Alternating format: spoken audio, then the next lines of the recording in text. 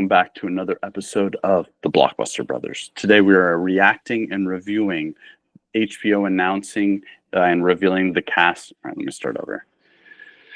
You want to re-record? Or yeah, you're good. All right, Yeah.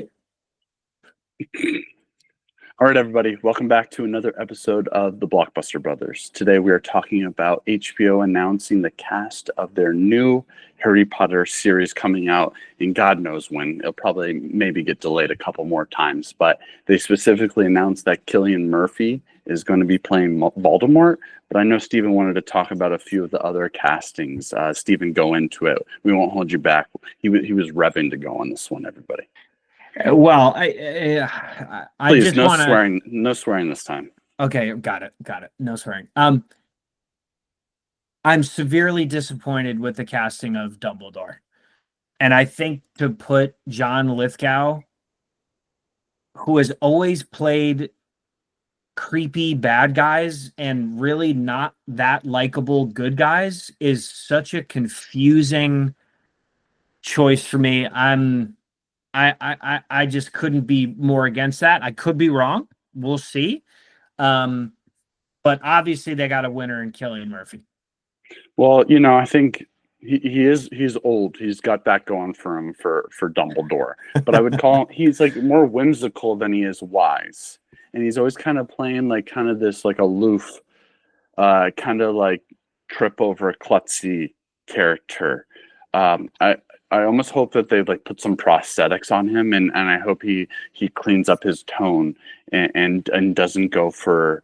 Dumbledore does have an edge of like wit and humor to him, but I hope he's a very intentional and methodical man of extreme power and knowledge. So I hope that they don't kind of, and he does have a side that, especially in the books, where he's covering up a lot of his past and trauma that he has for how he handled his sister, and in particular his sister's death, which is heavier things. So I just don't want to see a lighter comedic take to Dumbledore where it's not that. Although he does have moments of humor, he is a heavy character, and I'm worried about that casting. But going back to Cillian, I think Cillian is gonna offer some great tone. I wonder if they'll lean into Tom Riddle and get to see Cillian like outside of Voldemort, or are we gonna just play straight Voldemort, which I think he's cream of the crop. I think his eyes will look killer. I think I'm excited to see the makeup. I hope they go for it. I hope he doesn't like, oh, I don't want to be in hair and makeup that long, or I worry about like what the CGI is. But I think he's gonna take it. Ralph Fiennes finds whatever. It's fine. But he did a great job. I think he was almost like, the more I go back and watch Voldemort, I was like, Ralph was just being Ralph. So I'm almost interested to see a little bit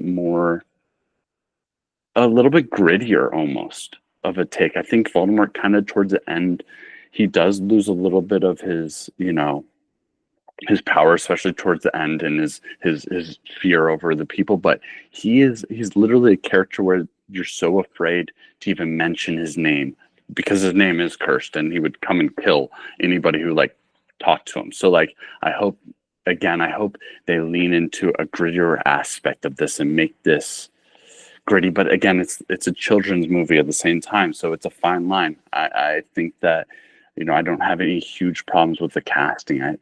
I do worry about the Albus probably the most out of all of them. I think that all the other ones I think seem good. We'll see how they do. Nothing about what's happening in movies nowadays shows that when's the last time someone's knocked it out of the park on a rendition? It hasn't happened. So I'm a little bit worried about this one as well. Yeah, well, I think it'll all come down to the three kids. If they're great, the series will do well. We'll see. If it's as good as the video game they put out, then the show will do well. But what, Legacy? Yeah, the Hogwarts Legacy. Yeah, that was a Um, good, yeah. But it was just a, oh yeah, yeah. Again, I think it's like kind of with the Star Wars syndrome. It's like you got a whole world of wizardry, and you're still sticking to, you know, the same people that you had told the story on. Like my pitch was I wanted to go back and do, Gryffindor, Hufflepuff, Slytherin, and Ravenclaw and show them in the formation of Hogwarts and show how Hogwarts was created and kind of have Slytherin be the antagonist and do with Gryffindor. That would have been a real fun take, keep it fresh, tell a new story, but Stephen, any closing thoughts on this? Brian, we got 200 million a season budget, totaling around $2 billion for a planned 10 season run. I don't know what they're doing, how they're going to approach it, but if it was me, I would film all 10 seasons in a row. The kids, forget about school because you're making the new Harry Potter series, but $2 billion.